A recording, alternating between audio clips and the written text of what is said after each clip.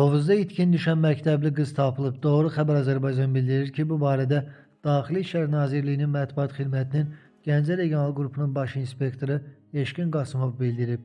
Onun sözlərinə görə Tovuz rayon polis şöbəsinin əməkdaşlarının keçirdikləri müvafiq tədbirlər nəticəsində Süleymanovanın yeri Gəncə şəhərində müəyyən edilərək Tovuza gətirilib. Hazırda onun ailəsinə təhvil verilməsi gözlənilir. Qeyd edək ki, Tovuzda orta məktəb şagirdi 13 yaşlı Süleymanova oxuduğu Bozalqanlı kənd tam orta məktəbindən çıxıb və evə qayıtmayıb.